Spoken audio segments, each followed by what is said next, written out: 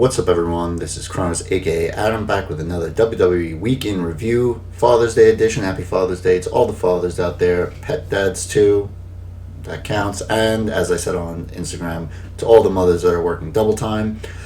First and foremost, something that I mentioned on my AEW Week in Review.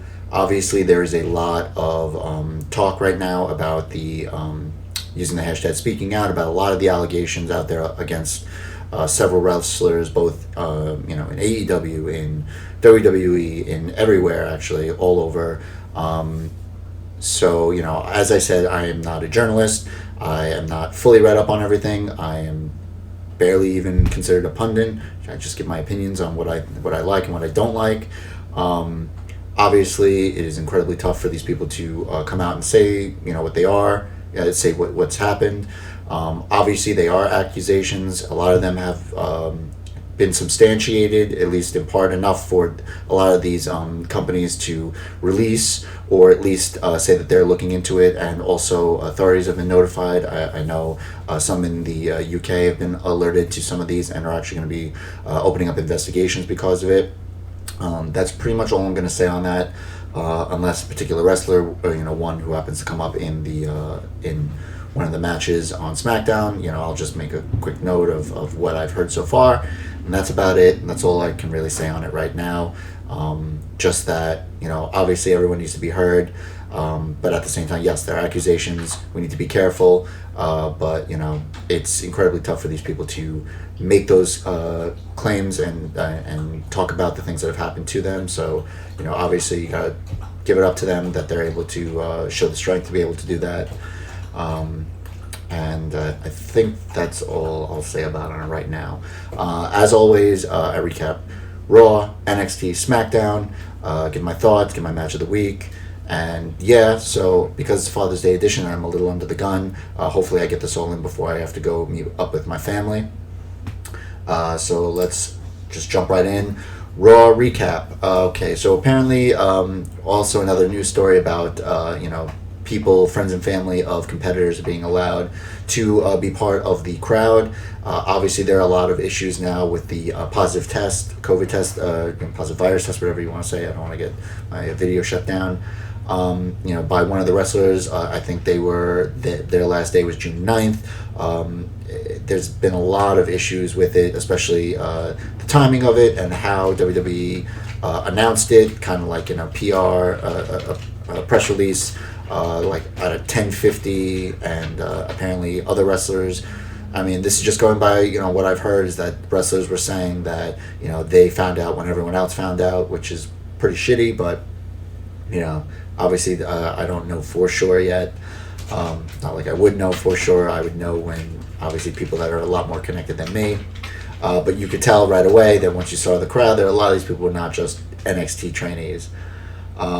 Commentary has confirmed that Edge had surgery on his triceps. Unfortunately, he was injured during his greatest match ever, or the greatest wrestling match ever, at Backlash. So he will be out anywhere from possibly like 4 to 6 months, which is terrible, based just considering the fact that he just got back. Then he was kayfabe injured for a while, and now he's back again. It's really unfortunate, and apparently it happened during a retake. Because they do these cinematic matches, gave it a cinematic kind of style for it, and apparently this was done during a retake. For some reason, they felt like the take wasn't good enough. I don't know. It's frustrating. Hopefully, he comes back better than ever, and they're able to get at least. Most likely, they'll have a rubber match with Randy Orton and Edge. So Randy Orton comes out for an in-ring promo, says he wrote the final chapter in Edge's redemption story. Edge saved him back in the day, so he returned the favor now. He won the greatest match ever, therefore he must be the greatest wrestler ever. Thanks, Edge, for reigniting the fire to be the legend killer. Edge should be cleared, in July of 2029. His little joke there, saying that they'll wrestle again then. Christian's music hits, which I love. I love Christian's music. I love Christian. He's great, but his music is just an absolute banger for me in terms of ring entrances. Says that Randy is cold, calculating, and a son of a bitch, and Edge's story isn't over. Randy Orton says that he's jealous of Edge. Orton says that he knows that Christian wants one more match. Christian says no. Orton challenges him to an unsanctioned match because right now he's medically not cleared to wrestle, and that the offer expires at the end of the night. And if he doesn't accept it, he's a coward, which obviously left Christian kind of frustrated and thinking. We get a backstage interview, and I will make a comment about some of this stuff at the very end. Backstage interview with Angel Garza and Zelina Vega. We get a recap of Backlash. There's no arguments here. Zelina says between them. Angel says he was only trying to help Andrade. Says when he wins, can you get an in-ring interview from Charlie? And he's charming her, son of a bitch. Andrade shows up. Says he hopes Angel beats him, and then if not, he gets over his disappointment because Angel made a comment, something similar to that. We get Kevin Owens versus Angel Garza. Angel Garza tries to go after KO's knee, but KO gets the upper hand. Andrade's music hits mid-match, and he comes to the ring. KO rips the pants off of Angel before he can do it, and uses it as a distraction for a stunner, but he doesn't hit the stunner. Andrade and Angel argue on the outside. Zelina says she's sick of it and leaves. Angel goes for a Bronco Buster, but he misses. Hits a missile drop kick for a 2 count. Andrade goes to trip Kevin Owens, and then Angel tries to take advantage, but the ref is distracted, yelling at Andrade. KO hits the stunner for the win. Zelina comes down to the ring, starts screaming at them as they're arguing, saying that they want the same thing and to stop fighting each other and start fighting together. I don't know if that means that there'll be a tag team necessarily or what. I don't know. Okay, so then we get backstage interview with MVP and Lashley. Sarah Schreiber comes to talk to them. MVP says to go away. Says you should go to back to journalism school. Lashley says that they're discussing their tag match. She asks about Lana. MVP says they're going to address that right now in the ring. Lashley and MVP go out to the ring. MVP blames Lana for the loss. Lana's music hits. Lana says it was Bobby's stupid idea to ban her. She says that everything that's good that's happened to Lashley was because of her. It's all MVP's fault. MVP then calls her a thought, which I was just like, whoa. And the crowd reacted as well. Says she wants, to not talk to her that way. She wants respect. She and Lashley were on a hot streak, which is kind of funny. By Lashley's reaction, he says, when were they on a hot streak? When was the last time you laced up your boots? She cares more about social media likes. He's sick of her putting their personal and sexual life all over social media. And Lashley says she used him to get famous. Then Lana says if she wanted to use her sex life to get famous, she would have slept with someone more famous, someone like maybe Drew. They actually had a funny back and forth on Twitter for that. Lashley wants a divorce and walks out. And so then Joe has a great line. Says she's racking up quite the roster there on Raw with all the men she's been with and the divorces she's getting. Joe is great. Joe is hysterical. We get a recap of the Street Profits and the Viking Raiders. It's still going. Backstage interview with both of them. Dawkins says there should be a Viking Profits cinematic universe. Akira then shows up. He says there's going to be a sequel, and then brings the big ninja again. They say no, but Ford has an idea. So we get the Street Profits and the Raiders versus the Ninjas. So it's an 8-man tag. Really fun, blah, blah, blah. So Street Profits, they come through the crowd and dance. I like seeing Bugenhagen get down with them, but clearly they're not, practicing the social distancing, even though WWE is trying to tell everyone that they are, amid the newest tests, the positive tests that they had. Eric hits running knees. Dawkins hits a spear. Eric slams him on the ninja. There's a double frog splash between Ivar and Ford, both getting really great distance and height, and they win. Kira calls in the big ninja.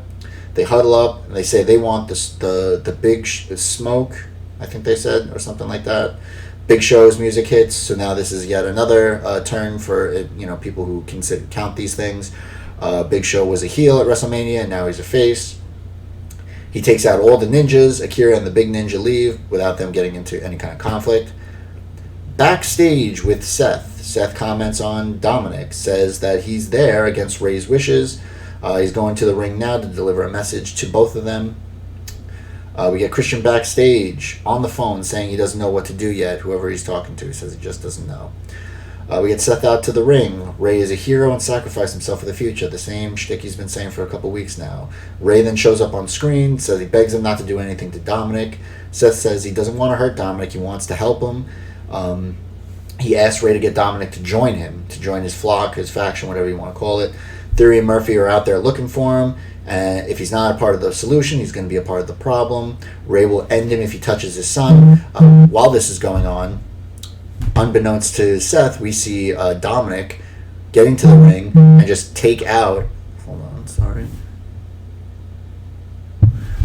He takes out Seth, which was great. And then we see Theory and Murphy get in. They're trying to chase him. He's dodging and bobbing and weaving. He looked great. He looked really good, really like spry. And the best part was what I was trying to see was watching Ray in the background on the screen, like watching it go down. He was just like, oh my God, woo!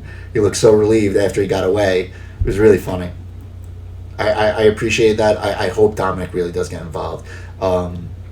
Now that he doesn't look like he's going to turn, him getting involved in it in some way, either them getting a third guy, maybe like Humberto Carrillo or something like that, or Aleister Black, or that would actually be cool if Ray can't fight, and it would be Carrillo, Aleister Black, and Dominic against the three of them. That actually would be a pretty cool six-man tag, and you can kind of protect Dominic a little bit.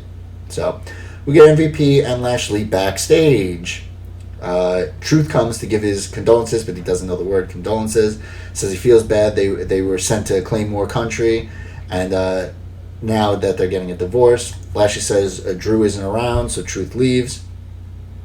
Lashley and MVP find Truth under the ring.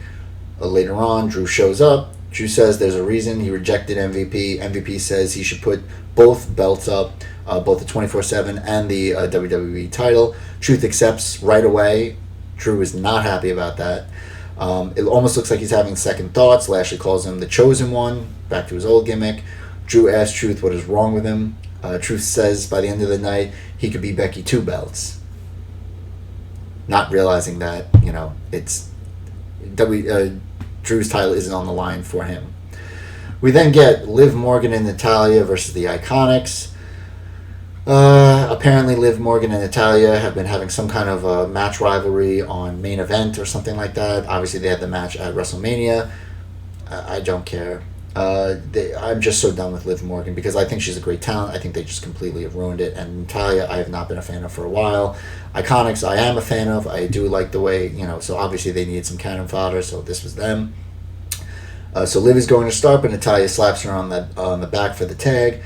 Peyton with top rope stomp, Billy with the 2 count, Liv with the offense on Billy. Ref is distracted, misses Liv getting a pin for almost 5 seconds. Iconics hit their finisher on Liv for the win.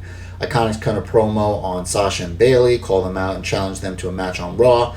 They know someone who knows someone who knows someone to get the match for next week then. And then as they leave, you could almost see Natalya with a mic waiting, almost to run into the ring and say something, but they just cut to the next segment, which is backstage with Christian.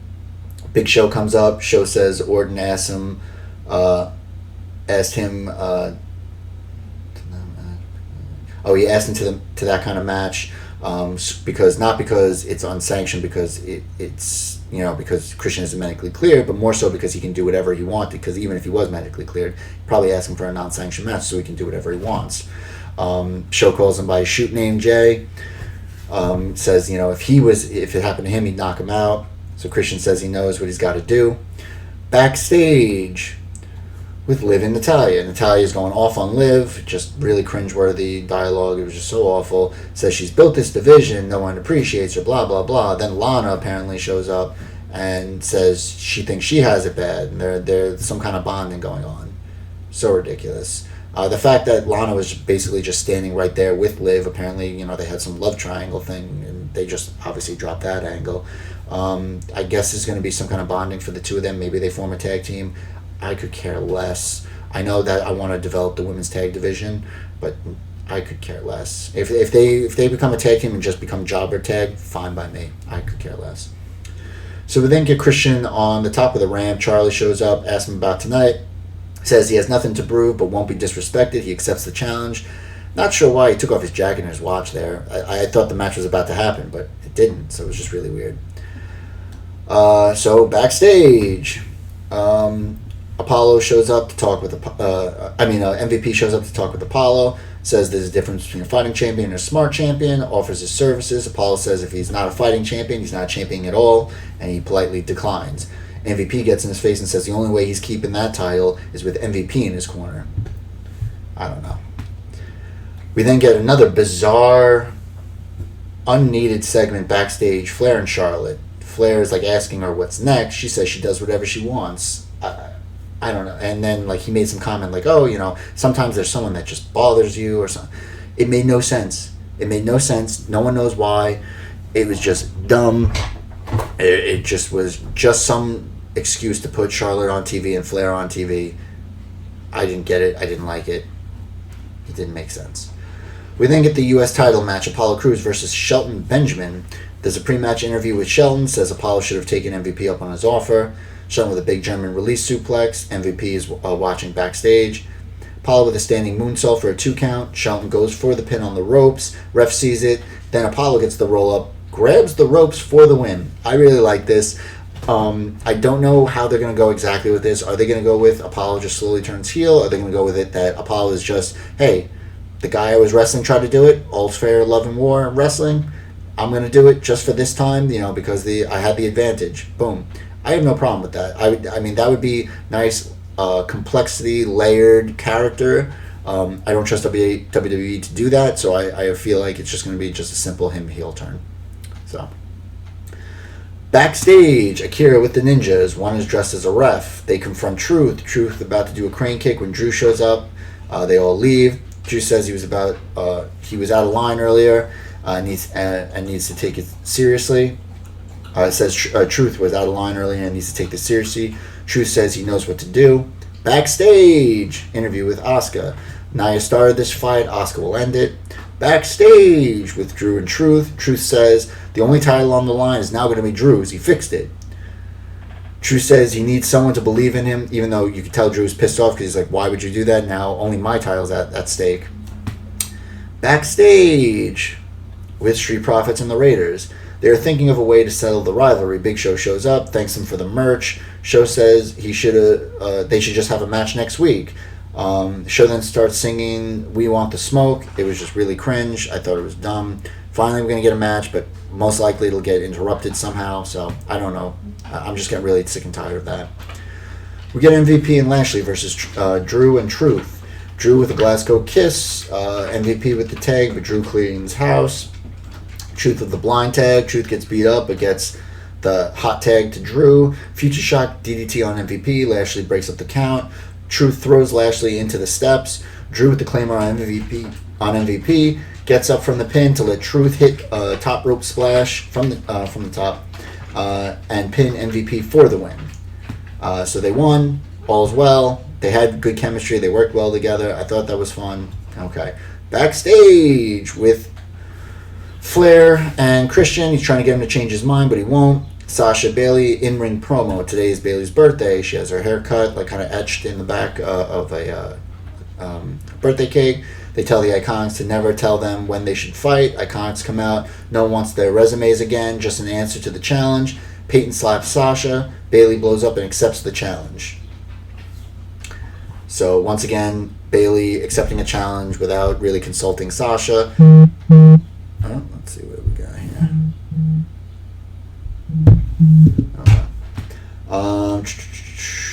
We get a recap of Seth and Dominic. Ray will be at Raw next week. Raw Women's title rematch. Asuka versus Nia Jax, because of course we have to get a rematch for no reason. Nia hits the Samoan drop. Asuka with the foot under the rope so she doesn't win. Nia pushes the ref. And he's about to DQ Nia, but Asuka rolls up, and it's John Cone is the ref. So Nia pushes the ref. He's about to DQ her. Asuka goes for a roll up while he's about to go there, and so he decides, you know what, I'm just gonna do a fast count, 1, 2, 3, and Asuka wins, which is so ridiculous because all they're doing is just extending this again, making it till Extreme Rules where we're gonna get a triple threat with Charlotte. Charlotte will pin Nia Jax, win the title. I mean, it's so obvious. Maybe they don't do that, but it just seems so likely that they're going to. Backstage with Orton. Asks Charlie if Christian is a legend. She says yes, and he goes okay, because obviously he's the legend killer. We then get the main event, unsanctioned match, Christian versus Orton. So Flair comes out, tries to stop the match. Christian says no, he's going to do it. Flair then takes a step back, low blows Christian, and then leaves. Orton with the punt for the win. And then while Christian is passed out, Orton apologizes, lets the EMTs help him out. Says that, he's really sorry, does all this kind of weird, that he's sorry that he did this and he didn't mean to. And, he lets the EMTs take care of him. He says to take care of them. Okay. My biggest problem with Raw, 16 backstage segments in a 3-hour show. 16. Are you fucking kidding me? We don't need that much. Put some goddamn wrestling on. It's ridiculous. So stupid.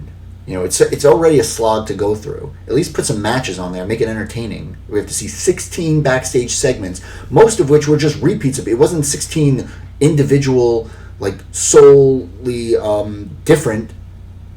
There were just 16 of people, how many that we had? Drew and Truth and MVP and Lashley. I mean, that was probably half of it right there. Street Profits and Viking Raiders. Ridiculous. Where are we at here? 20 minutes. All right. So, okay, now we're on to NXT. Alright, so we start off with the NXT tag title match, kind of a counter program to what AEW did. We get Imperium versus Breezango, but Breezango is just not Breezango. They are Emporium. So if you remember the last week when they had kind of that vignette about them talking about being more serious, but they said, in the ring. Obviously, when they, from the ramp to the ropes and after the match, they'll be as silly as they want, but when it comes to in-ring, they're going to be serious. And when they were talking about Imperium, they called them Emporium. Called them Fabio and Marsupial, and they actually came out dressed as Fabio and Marsupial. They even had the jumpsuits, the whole getup. It was hysterical.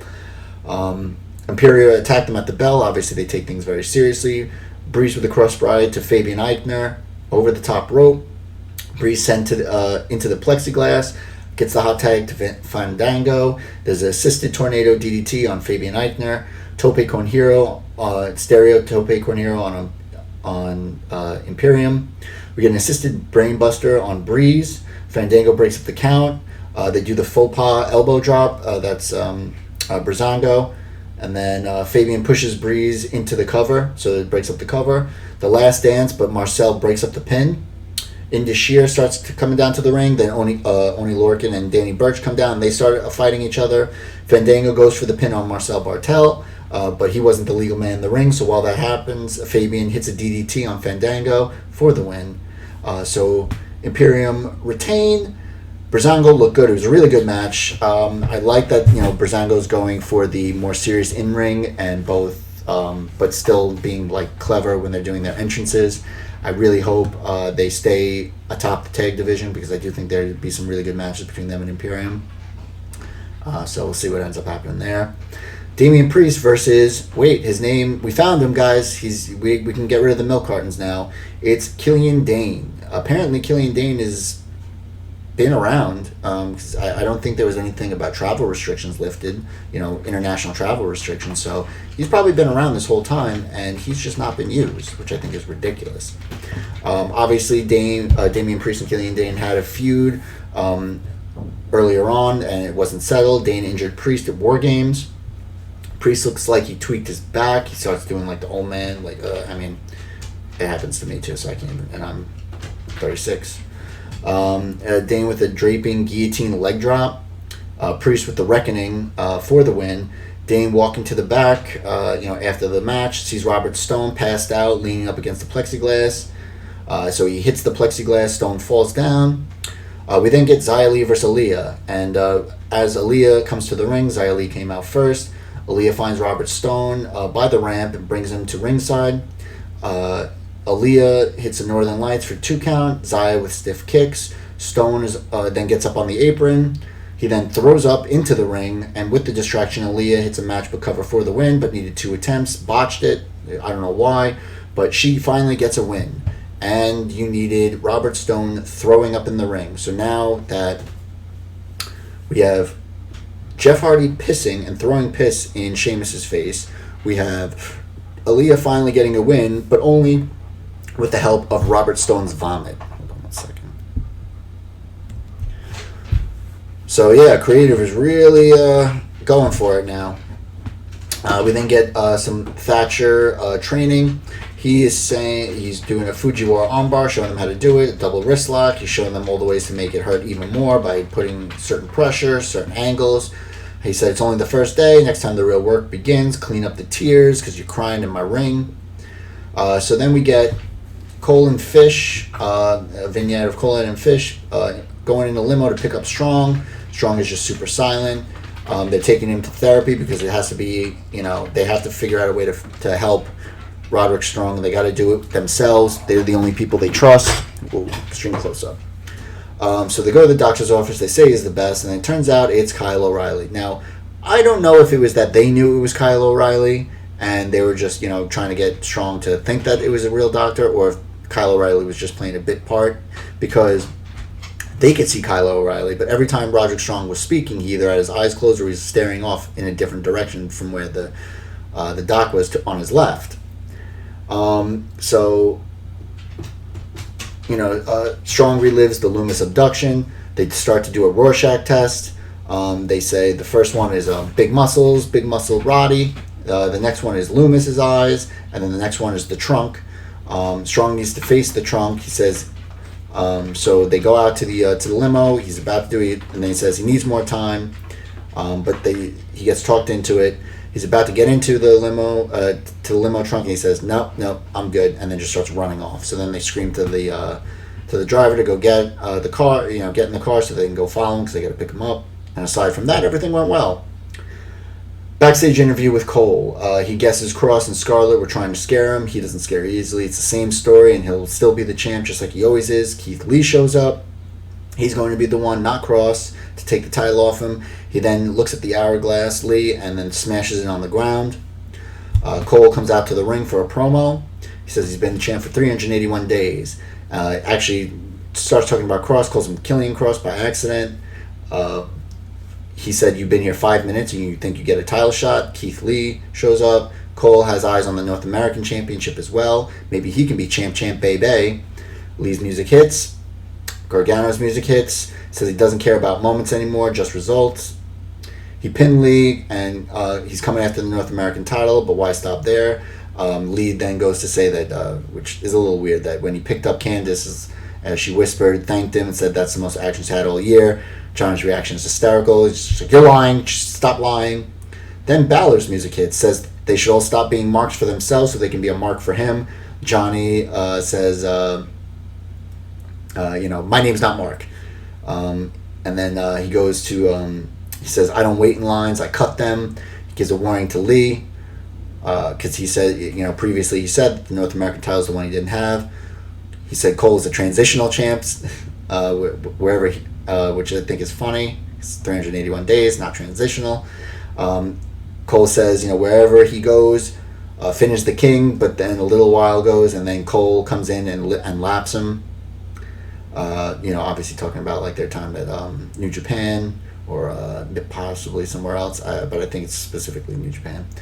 So then all of a sudden Regal shows up on the Tron, says next week there's going to be a triple threat match between Lee, Finn, and Gargano for the North American title, and the winner will face Cole in a winner-take-all battle on, on on July 8th or 9th or whatever it is. I think it's the same day as Fyter Fest Day 1. So, that's really cool. I don't think they're going to put the double belts on anybody, so most likely Karrion Kross is going to either mess up the North American title or whoever emerges from there to the main title match with Cole. He'll get involved, so they won't do that. There's just no way. Backstage interview with Keith Lee. Candice confronts him about what he said in the ring. Mia comes from behind and attacks. The refs break them up. We had Caden Carter versus Dakota Kai set up last week when Casey was facing, I believe it was Dakota, or was it Raquel Gonzalez? I forget. Casey comes out with Kaden. Kaden is distracted by Raquel and catches a scorpion kick for a 2 count. Casey goes for a crossbody on Raquel, caught and dropped on the apron. Kaden's distracted and Kai gets her in a submission for the win. I forget what they called it, but she wins. Pretty quick match, nothing really to go there. I mean, I don't see this as like any kind of like building of a feud between them. Backstage, we see Scarlett in the distance, and she sees the broken hourglass, but it's all in black and white. Cross comes into frame, but all you see is his foot step on the leftover glass. We then get a vignette for Mercedes Martinez, who's coming soon. I guess they're reintroducing her now. We get Bronson Reed versus Leon Ruff. We get recap of 3 weeks ago when Cross suplexed him. This was literally like one move, senton, top rope slash, over. Post-match promo, Bronson Reed challenges Cross. He says he's going to do what most people won't. He challenges Cross to next week. Goes to Leon Ruff, who's on the outside hurt. They shake hands, and then he picks him up, puts him over his shoulder, and walks to the back.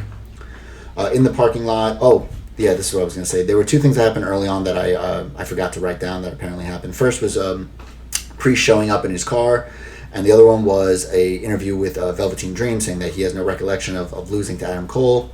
And then, Dexter Lumis shows up with a drawing of him and Velveteen Dream being the tag champs. Velveteen says it's a solo act, but we know eventually they're going to end up being a tag team. It's got to happen. So then later on, right now, we see Priest seeing his car with his tire slashed. He's all pissed off. Then Grimes shows up with a rent-a-car. He's like, I need to call you an Uber. Wow, yeah, in his voice, and drives off. Santos Escobar out to the ring with the entourage. The Book of Phantasma would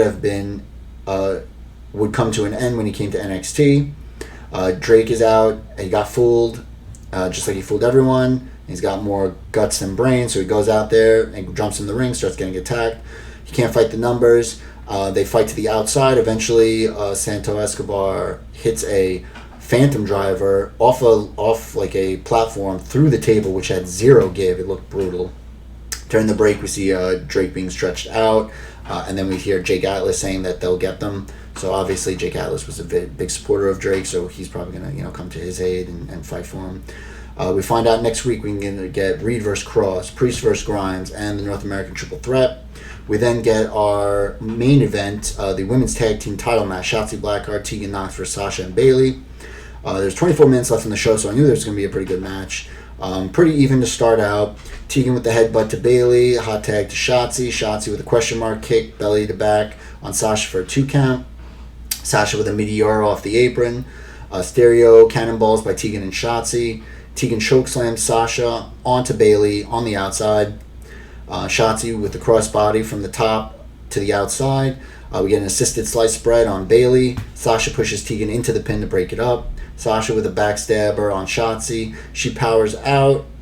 And then double underhook submission. I think it's cattle mutilation, Shotzi calls it, on Sasha. Bayley comes in with the chair. Tegan stops her. While the ref is distracted, Bayley flips Shotzi into the bank statement where she taps. So then they're in the ring celebrating, and then all of a sudden Io Shirai shows up, cleans house, says this is her NXT to get the F out. And, obviously they're not very happy about that. I'm interested to see what happens with this Io thing. I do think the women's tag team titles need to be fought more on NXT. I don't know if this is only the first. I think this might be the first time that they were defended on NXT. I know they showed up when they first won, but that was about it. Shotzi and Tegan Nox, great tag team, both really good individual wrestlers. So hopefully they keep together, and that would actually be cool to see some of the women's tag teams there. With the ability to possibly go to one of the main shows and show themselves off and be get a tag match. Maybe they do some kind of women's tag team tournament or open challenge and spread it out through. Be pretty cool. All right, and now we go to, hold on, let's see where we're at. Okay. So now we get Smackdown. So we get Renee Young in the ring for the IC title presentation. Ring surrounded by superstars. New Day are imitating Styles when he comes to the ring, which I thought was pretty funny. Styles says they're out there because this is the closest they'll ever get to the title. Renee isn't the right person for the job. He wants Bryan to present him with the title. He wants Bryan to put it around his waist, say congrats. Bryan reluctantly does it, but he's a good sport about it. Says congrats, tries to leave, says, oh, no, that's not good enough. He wants him to, to do more, I guess. So Bryan says he respects him in the ring and thinks he could be one of the best IC champs if he shows up and defends it against all the different people. Now AJ wants him to shut up. Only select few will get an opportunity. Bryan is at the back of the line, and Bryan says he's fine with that. He says, well, if you're saying people have to earn it, then Drew Gulak should have it since he beat him 2 weeks ago. Styles says no, that's incorrect, and says the next person who wants to speak up is going to suffer the consequences. Well, then you hit bro. So real quick, obviously there have been allegations lodged against Matt Riddle. Obviously, I don't know. I haven't seen the accusations from the accuser. I know that some new ones have come out from the same person. I know that he released a statement through his lawyer saying that he categorically denies any of this and is actually, as recent as 2 years ago, I believe, wanted to file a pleading against the individual for stalking. So obviously there are two diametrically opposed sides to this story. Obviously I'm not going to weigh in too much on it just because I don't know and because it's not really my place and because we just don't know yet. So with that, obviously there were some thoughts that maybe they were going to possibly cut Riddle's segment out, but because it was the first segment of the evening, I guess not. While the music is going, Otis is thrusting to the music. Tucky's staring at him like, what the fuck? He says, bro, you might be the face that runs the place, but I'm the bro that runs the show. So they get into it. Styles knocked out of the ring and says he asks for a ref. We come back from commercial. It's Styles versus Riddle. At first they're about to announce it's for the IC titles. Styles says no shoes, no shirt, no title shot. It's kind of clever. We get Riddle with a German release, rolling gut wrench suplexes, a kick to the face for a 2 count, a Broton for a 1 count. Riddle sent into Corbin on the outside. They have words. I know that's just going to be... if Riddle is still on TV, they're just going to do him and Corbin, which is just awful. I don't want to see that. We get snap suplex by Styles for a 2 count, dragon screw by Styles, chop block by Styles on the same leg they did the dragon screw on. We get a jumping knee by Riddle. Styles fights back, suplex by Riddle. Running forearms by Riddle into a suplex. Standing moonsault misses, but he lands on his feet. Does the Broton for a 2 count. AJ gets him in the calf crusher. Riddle's able to get to the ropes. Styles pushes Bryan on the outside when he's there. They start to jaw at each other. He goes for the phenomenal forearm attempt, but Riddle catches him on the ropes, puts him in the Bro Derek for the win. So it's huge win, huge beginning match for a debut, as Riddle likes to call it. Huge win for him. Everyone comes into the ring celebrating. I'm not sure why. Maybe because they hate AJ so much, or who knows. But really, really good match. Jeff Hardy staring off into space. Someone tries to put a mic on him. He snaps back out of it. He's had an amazing life. So he has a sit-down interview with Renee. He's had an amazing life, but the struggle is real. Sheamus is a reminder of what he doesn't like about himself. The loss made him doubt himself. He says he's a junkie. He says he's an alcoholic, but Sheamus just hates himself. Sheamus is just another obstacle, and he plans to overcome that. He's not done yet. Backstage interview with Chad Gable. He's against Mojo, who's bigger, stronger, whatever. Mojo comes up from behind him and is mocking with the short jokes. Gable says Mojo will never know what it's like to have eyes in the back of his head, turns and punches Mojo in the face, and then walks to the ring as his music hits. I thought that was really clever. But I'm just over all the short jokes. I get it. He's short. Fine. Think of something else. Or funnier jokes, even. So we get Mojo versus Gable. Mojo tossing Gable from corner to corner. Northern Lights by Gable for a 2 count. There's a big pounce by Mojo for a 2 count. Running splash misses. Stalling German suplex by Gable. Cross party is by Gable is caught in midair. Gable is able to turn it into a small package for the win. So it's another roll-up win. out of nowhere. I mean, I get it. Obviously the big guy versus the little guy, but I think they can do something a little better with him. Miz TV. So they're going to address the elephant in the room. Otis? Nope. Backlash. Miz says he lost focus. It's because they changed the rules at the last second. They don't change the rules anywhere else. Now they're talking about the canned ham with body hair. Otis? Yep. That he was the reason, that was part of the reason, because they were so afraid that he could come up out of nowhere and they had to have eyes in the back of their heads. So then Miz and Morrison are dancing to Mandy's music because they call out Mandy. They ask about Sonya. Did she know she was upstaging Sonya? Did she know she was a bad friend and that Sonya is a better fighter who won twice? But then she's ready to leave. They say no, they have a surprise for her. Sonya's music comes down. Sonya comes down in an all black suit, just looked great. Looked like John Wick style, kind of like how Ruby Rose was in John Wick 2. Really cool, really slick looking. I mean, she's just killing it right now. Mandy says she's done, which is a little weird because she was the one that was on the Tron a couple weeks ago to distract Sonya, but I feel like that was almost in response to the last time. So I think Mandy was thinking we're even now. But she says she's done. Sonya clearly isn't. Sonya says, what has she done for the opportunities? Has she won? Has she said anything of value? All knows. And then Mandy says you can hurt her, insult her, but she's still standing. And Otis has been there from day one. I've been loyal to her. No one's loyal to you. You have nobody now. Sonya wants the Mandy treatment. And says we'll beat her up and make the outsides look as ugly as her insides. They start to fight. Sonya uses Miz to get away. And then when Miz confronts Mandy, Mandy slaps him in the face. So that was a really good segment. I mean, Sonya's just absolutely just crushing it right now. Just crushing it. Sasha and Bayley come out to ring to commentary. We get the New Day versus Lucha House Party, which them on commentary is great. Both throw their coats, and Bayley screams, takes notes. Obviously, she's thinking maybe she'll do that. Cole says that the best tag team is actually probably the New Day, and and then Sasha and Bayley take offense because they were there. Standoff between Kofi and Lindsay. Cole tells Sasha that the only title she hasn't won is the Smackdown Women's title, and that could be a match. Both go after Cole. Corey admits that he tried 2 years to drive a wedge between them and it doesn't work, so you should probably stop now, Cole. Bayley screaming as Big E is doing the belly to belly, saying that she taught him that move. Cesaro and Shinsuke are watching backstage. Metalik low bridges Kofi. We get stereo splashes by Lucha House Party. Big E with a splash on Lindsay for a 2 count in the ring. Springboard stunner by Lindsay on Big E.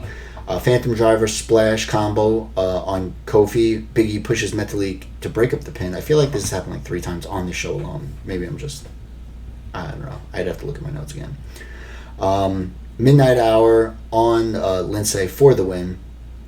Cesaro and Shinsuke attack the New Day after the bell. Cesaro does the neutralizer to Big E and then sets up Kofi in a Cesaro swing, and as he's swinging, Shinsuke hits him with a Kinshasa. That was rough. Cesaro goes to commentary, says he's the last of a dying breed, 8 years and you treat me like this. So I like this, obviously because they don't have Sami Zayn as their mouthpiece right now, so they've obviously got to get creative. Backstage we get Alexa, Dana, Tamina, Naomi, and Lacey talking about Sasha and Bayley. Alexa says her and Nikki will take the titles off them, but Naomi says you had your shot, let me win. Lacey then says she laid out Sasha and will do the same to Bayley. It was pretty corny. It was pretty ridiculous. Didn't really look convincing there. Tamina interjects, and Lacey calls her nasty. Dana says they all deserve a shot. They all deserve a shot at the title with the Batista bomb. I love her Brooklyn, over Long Island, maybe Brooklyn accent. Then Alexa looks around, says, "Where's Nikki?" We had a backstage interview with Sheamus. Kayla recaps the Hardy interview. Sheamus said things have gotten personal as if they weren't personal before.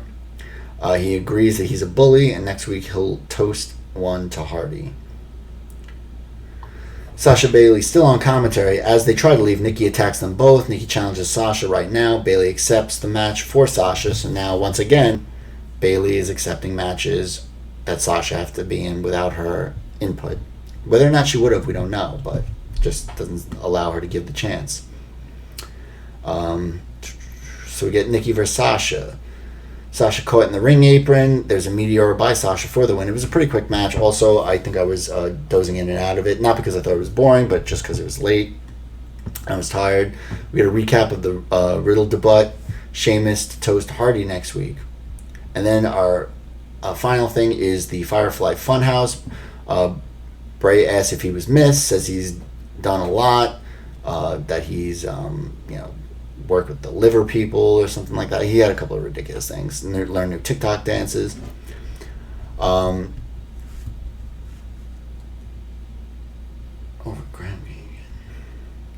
Said, I don't even know what that is. He's about to discuss Braun. Sorry for the pause. Strowman's music hits. He comes down to the ring. The story between them is over, according to Braun. Says he did resurrect the dead, and said that he resurrected his old... I'm sorry, I'm like falling asleep here. I'm so tired. So then Bray says, he resurrected something else from the dead, and it's the Bray Wyatt gimmick. Comes out as his, Waylon Mercy inspired get up from originally as the Wyatt family. He has the lantern, and he tells Braun to run, blows out the lantern, and that is the end of Smackdown. So there you have it. Not as many backstage segments, more wrestling, more storyline-driven stuff.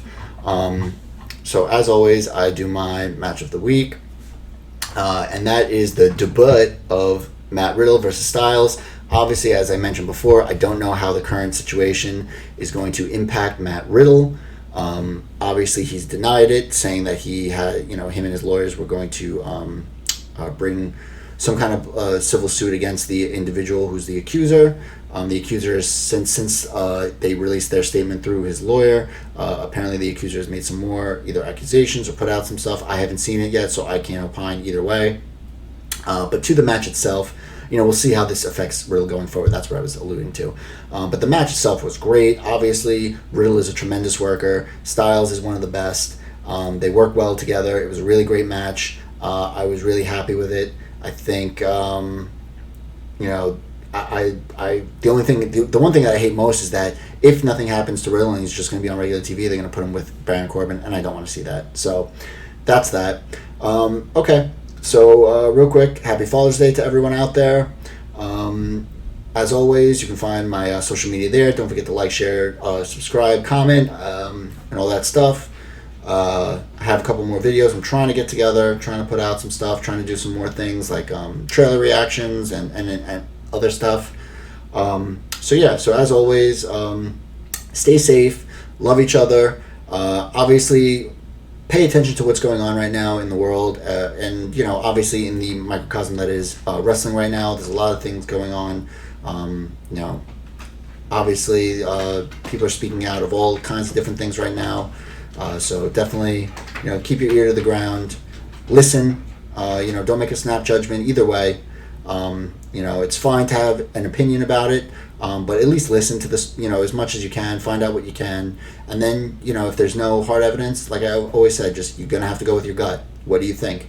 Don't base it on what you think the society or politics or whatever. Just look at it objectively and take, obviously the fact that if it's a wrestler you like or someone you don't like, take it out of there and just say, okay, does this sound plausible? Does this sound right? And then you make your decision, and that's it. That's all you can do. Stay safe, love each other, and bye now.